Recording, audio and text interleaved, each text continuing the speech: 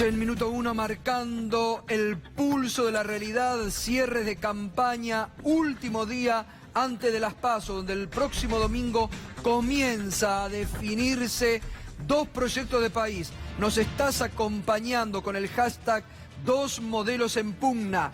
Es lo que ha quedado demostrado durante esta campaña pre-PASO, pero que a partir del próximo domingo va a quedar mucho más consolidado. En una semana donde la economía no le ha dado tregua tampoco al gobierno de Mauricio Macri, profundizando la recesión económica sin paz cambiaria.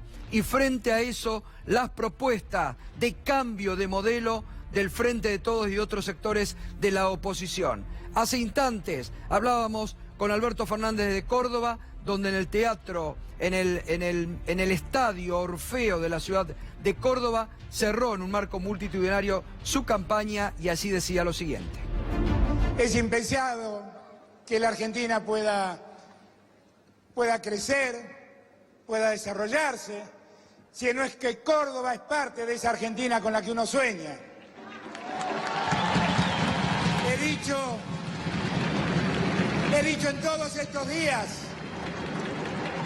que todos saben mi condición porteña, pero seguramente debo ser el más federal de los porteños.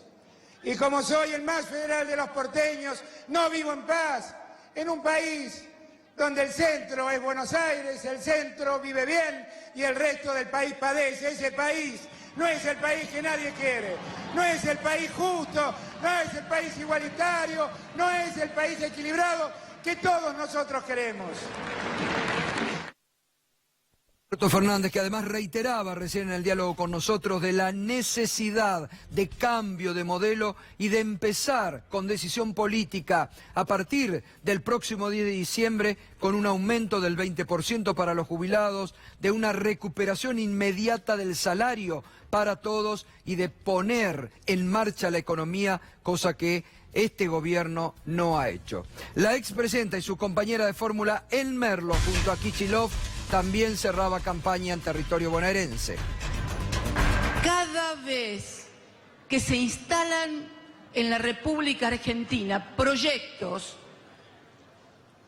neoliberales de apertura indiscriminada de las importaciones, de desindustrialización, de fábricas cerradas, de comercios cerrados, la provincia que más lo sufre es esta, la provincia de Buenos Aires. Por eso creo que estamos, bonaerenses, realmente ante una oportunidad como nunca antes tuvimos,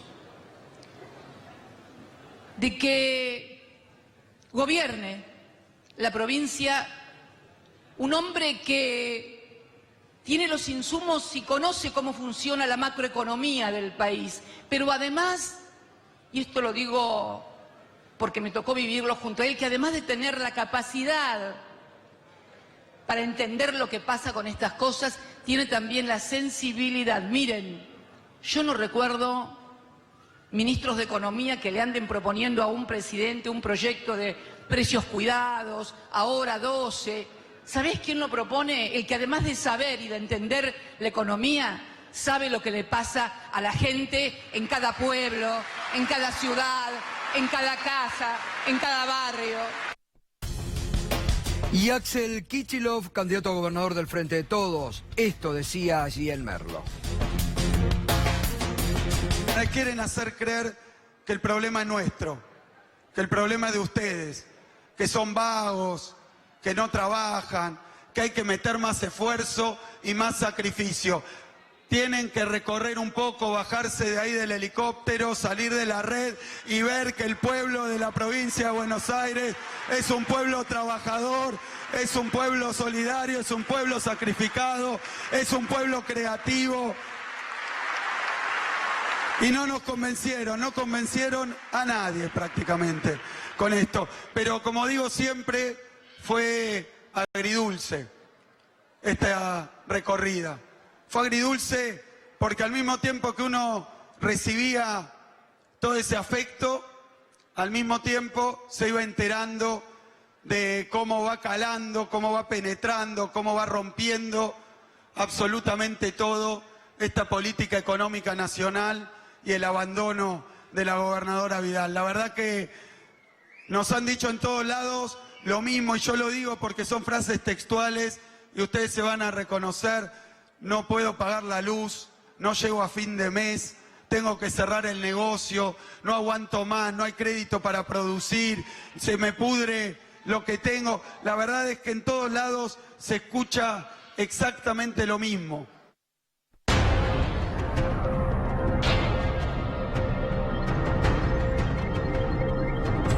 Por su parte, Juntos por el Cambio cerró su campaña electoral en Vicente López, territorio del intendente Jorge Macri, donde habló Horacio Rodríguez Larreta, la gobernadora María Eugenia Vidal y el presidente Mauricio Macri, que lo hacía de esta forma. Hoy voy a intentar, y sé que no lo voy a lograr, describir en palabras el nivel de admiración, de respeto y de cariño que tengo por esta mujer.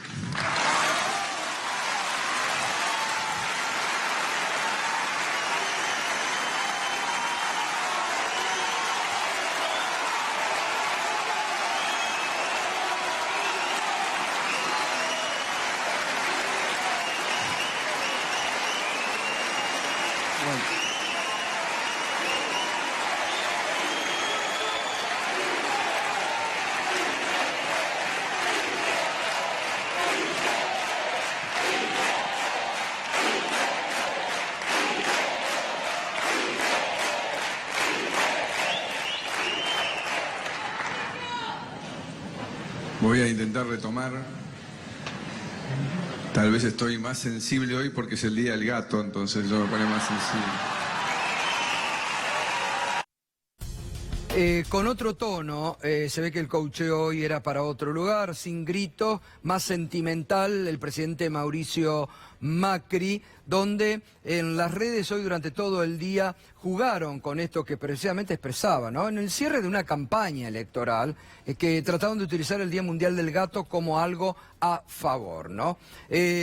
Después vamos a ver, porque hoy justamente durante toda la tarde se les descontroló el call center de Marquitos Peña, y después vamos a ver por qué empezaron a de pronto en las redes sociales escribir cualquier cosa con tal de imponer el hashtag que ellos habían hecho en las redes sociales. Enseguida lo vamos a ver.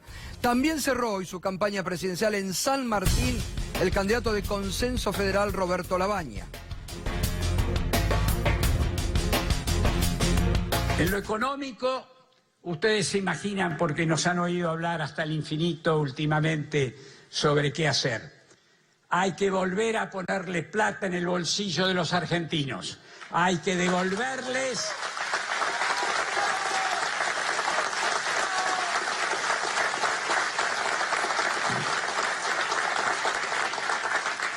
a los argentinos lo que le han sacado en los últimos 2 años, que no fue poco, a los trabajadores y a los jubilados. Todo lo que hagamos, de todas maneras, tiene una condición fundamental, que es el de que seamos capaces de afirmar nuestro carácter de nación independiente.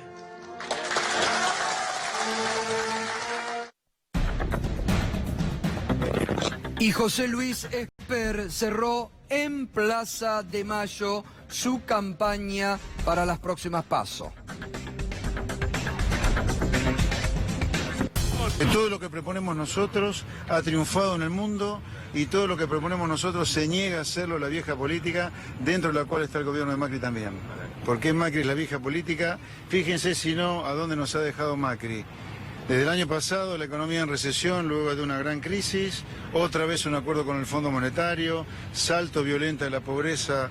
La Argentina necesita un conjunto de reformas estructurales enormes para que explote la demanda por dinero argentino, para que explote el deseo de los argentinos y los extranjeros por invertir acá. Entonces, primero hay que bajar la inflación generando un fenomenal aumento de la demanda por dinero, o sea que todo el mundo quiere invertir acá. Esa es una primera medida antiinflacionaria que Macri no puede hacerla. Muy bien, enseguida vamos a estar con Roberto Labaña, pero antes Gabriel Morini, porque hoy declaró en el marco del juicio que la AFIP inició contra la empresa Oil, contra los propietarios de este grupo de medios, como parte de la persecución del gobierno contra estos medios. Y esta semana Gabriel Morini les contaba a usted la pericia oficial que desmiente a la AFIP y que desmiente al gobierno y a los medios oficialistas en la campaña de persecución que han tenido. Hoy declaró Ricardo Echegaray. Gabriel, buenas noches, ¿cómo estás? Buenas noches, Gato. Así es, era la primera jornada después de que se reiniciara la actividad judicial y la primera después de que se incorporase como prueba la pericia oficial por parte de la Corte Suprema de Justicia, de peritos contadores de la Corte Suprema y ordenada por el Tribunal Oral que está llevando adelante este juicio. Obviamente, Ricardo Echegaray se apoyó en esos datos que nosotros dimos a conocer y que, por demás, confirman que al momento de él mismo dejar su gestión como administrador federal, lo que había era una deuda que no era exigible por parte de la AFIP porque se hallaba refinanciada en planes de pago y estaba al día. Esa era la conclusión de los peritos y sobre eso volvió hoy Echegaray, que además repartió varias de las consideraciones políticas, además de hacer declaraciones, y hubo varios mensajes, como por ejemplo el plan de artículo 32, que el mismo por el que están siendo enjuiciados Cristóbal López, Fabián de Sousa y el propio Echegaray, también se le otorgó a la empresa IEXA de Ángelo Calcaterra, el primo del presidente Mauricio Macri, entre otras compañías a las que citó el propio Echegaray en su indagatoria. A ver, se apoyó en varias de las conclusiones que dimos a conocer sobre el peritaje. Al 10 de diciembre de 2015, la deuda estaba regularizada. No hubo ningún plan para defraudar, sino para pagar. Esto es lo que decíamos. Hace caer la hipótesis del delito, porque una defraudación contra el Estado implica precisamente eso, que el Estado no cobre dinero y que se quite parte del patrimonio del Estado. Bueno, lo que dice Echegaray es que con las conclusiones de la pericia, lo que queda es simplemente empujar al papelón a lo que es este juicio. A ver, dice también, muestra que el quebranto de Oil, y esto es importante, se produce después del 10 de diciembre de 2015, con unas curiosas normas de la AFIP que lo excluyeron de los pagos. Aquí en esta parte, en este tramo de la extensa declaración, fueron más de 5 horas en el juicio, lo que hizo Echegaray fue apuntar directamente a Alberto Abad. ¿Por qué? Porque empezó a enumerar la serie de resoluciones que generaron que la deuda de hoy se volviese impagable a partir de la caída de los planes de pago y de la financiación a la que habían accedido incluso por Internet. Ese es uno de los datos. Se acordaron tardíamente, en 2018, que eran ilegales y había que anularlos. Dijo específicamente Echegaray refiriéndose a una de las resoluciones de Alberto Abad que está siendo cuestionada. Es el principio de la declaración indagatoria porque no terminó Echegaray y lo que hace y lo que promete es que en la próxima audiencia del jueves próximo va a mencionar más gente y va a aceptar las preguntas que le hagan desde el tribunal, precisamente porque considera que no solo no hubo delitos, sino que además no hay más que un hecho de persecución política, incluso deslizando la posibilidad de que el objetivo final fuese arrebatarle las empresas a López y a de Sousa.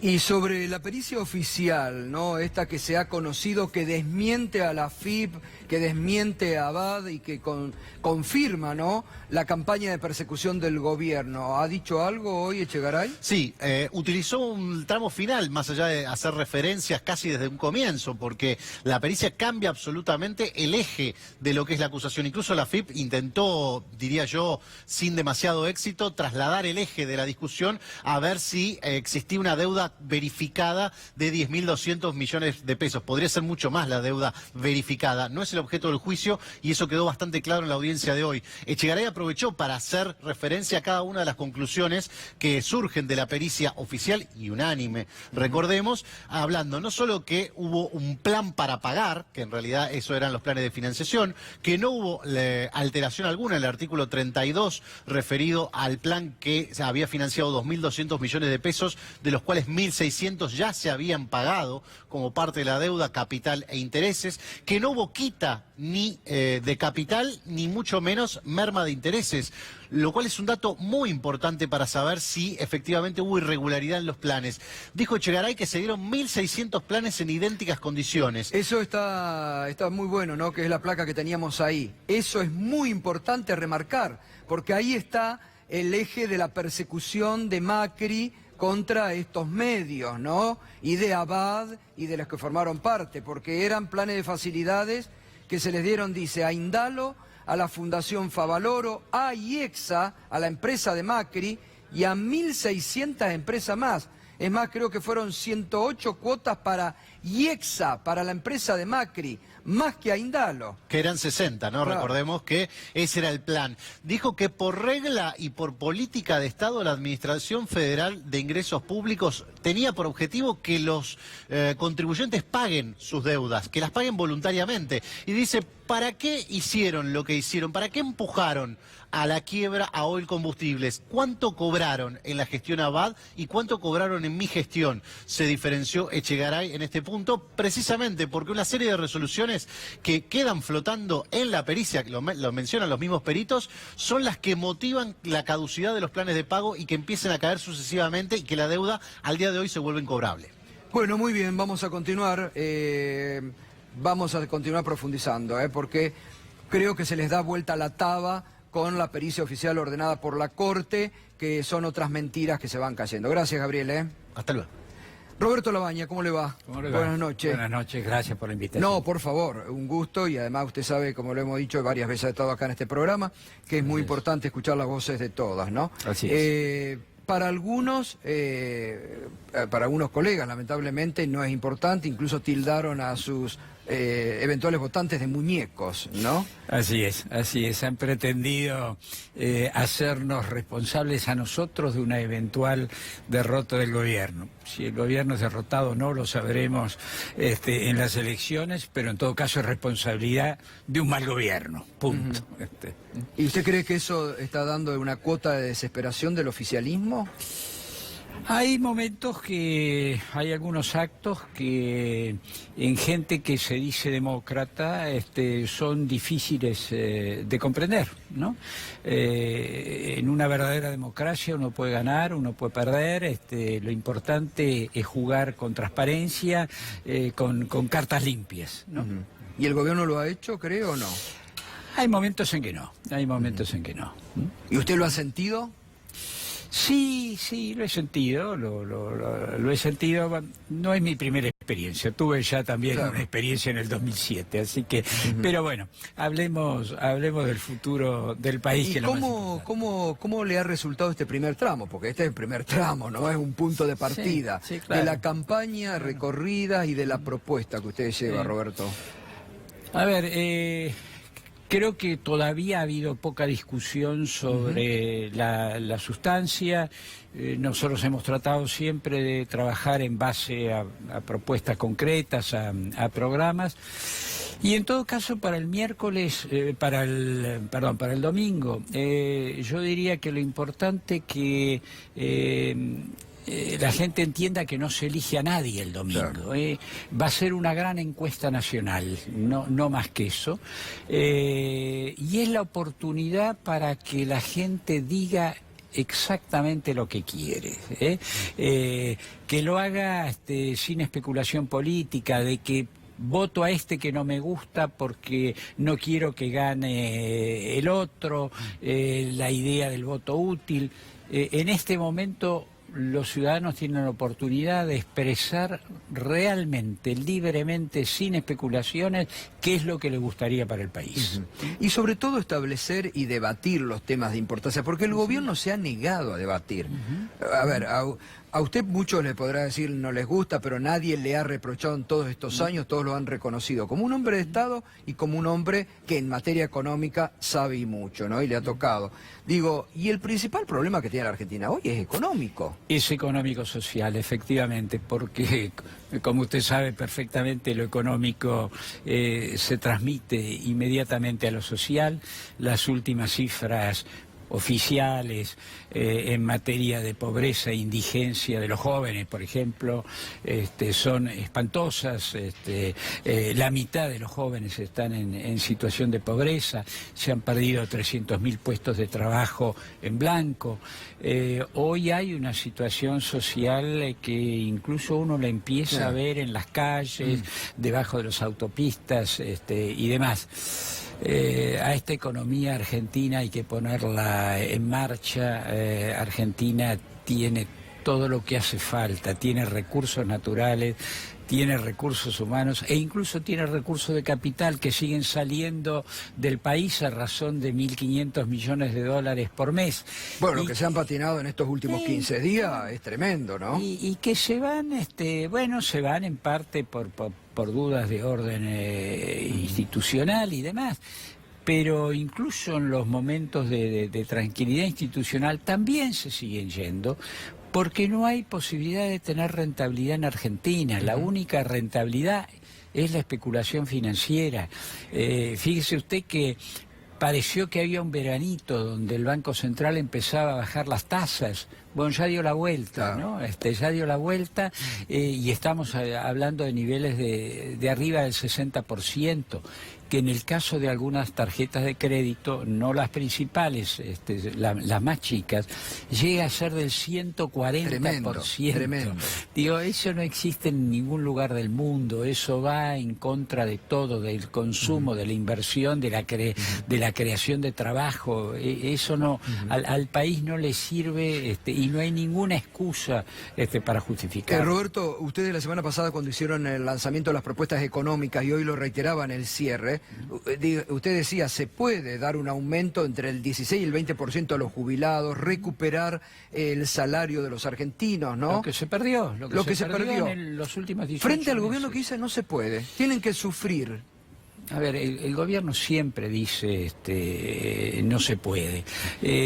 Además es lo clásico en los programas del fondo. No hay ningún país del mundo Ese es el que punto. tenga tantos programas en el fondo, programas todos de ajuste, fracasados 19 sobre 22 programas, 22 o 23 programas, porque nos comprometemos a cosas que son social y políticamente imposibles después de cumplir, ¿no? Y la recuperación salarial y la recuperación para los jubilados se puede hacer. Pero sí, claro, se puede, porque además es la condición para que la economía arranque. Si no, la economía no va a arrancar. Si uno devuelve capacidad de compra, hecho sin grandes shocks, de manera progresiva pero persistente, lo que uno hace está empujando el consumo. Piense usted, por ejemplo, que el consumo de medicamentos de los jubilados cayó, de medicamentos. Bueno, por falta de capacidad de compra. Si uno devuelve capacidad de compra, esa plata no va a ninguna especulación, no va a activar el comercio, activar la economía, total. Y demás. Y esa activación tiene posibilidad de ser respondida por la producción, porque hoy hay capacidad ociosa por todos lados. A lo sumo habrá que ayudar a la pequeña y mediana empresa a reconstituir parte de su capital de trabajo, que seguramente ha quedado destruido en medio de esta crisis. Pero ahí hay posibilidad de responder y entonces Argentina es un país que tiene la posibilidad de crecer a un ritmo crucero de 4% por año. Imagínese lo que hubieran sido los últimos 8 o 10 años si hubiéramos crecido a ese ritmo. ¿Y por qué cree que por qué Macri fracasó? ¿Porque cree que por ineficiencia, por desconocimiento o porque ellos decidieron que meterse en esto? Muchos dicen, esto es lo que quieren, este país quieren, para pocos. Yo prefiero no juzgar intenciones. Quiero suponer que todos tenemos buenas intenciones. Y hay otros factores, ¿no? Hay ideología, hay desconocimiento. Usted recuerda que el primer año y pico todavía decían estamos aprendiendo. Bueno, digo, justo en el momento en que uno dice, bueno, hay que tomar el envión. Este es el rumbo que vamos a tomar. Y hay intereses. Usted imagínese que estas tasas de interés generan rentabilidades extraordinarias que un grupo pequeño puede aprovechar. Bueno, y eso genera intereses. ¿Por qué no van a defender lo que han conseguido?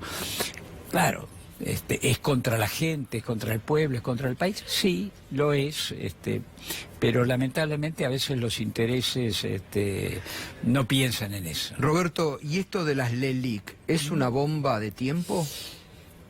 Lo es, y no sé si usted tuvo oportunidad de ver un último informe del fondo, donde hace un pronóstico a casi 3 años. Sí.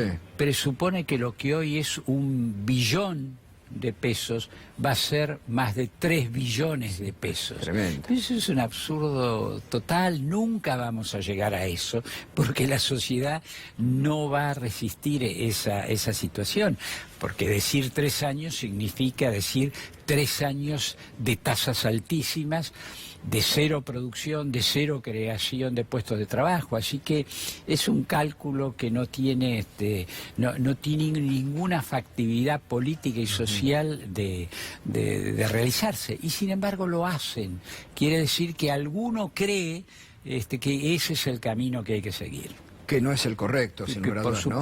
Por supuesto no lo es. Ahora, más de esto, ¿a qué lleva la Argentina? Porque acá el quid de la cuestión, esto es lo que hay que decirle a la gente, miren.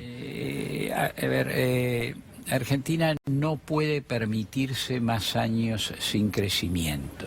En este momento estamos en una situación de crisis con caída del producto o de la producción, para que la gente lo entienda.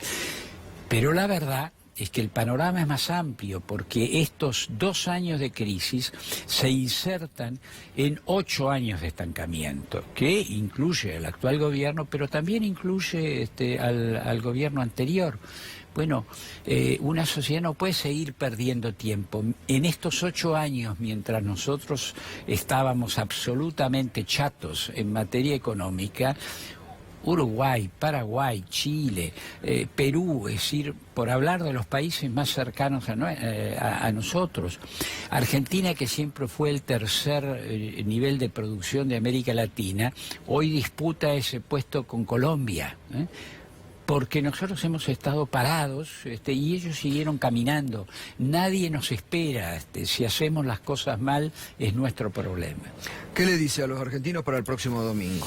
Lo que le decía antes, que no se dejen atrapar por medios de comunicación masivos que intentan de imponer la idea de que la polarización es total, que no se dejen atrapar por esos cuentos, y que voten sin especular, que voten poniendo en la urna su estricta voluntad, porque por ahí va a empezar el saneamiento, si usted quiere, de la vida política argentina. Bueno, éxito para el domingo, Roberto, punto de partida, y después seguiremos hablando de acá a octubre. Muchas gracias. Hablando. Gracias a usted, gracias a todos. Roberto Labaña, candidato a presidente de Consenso Federal, ha pasado.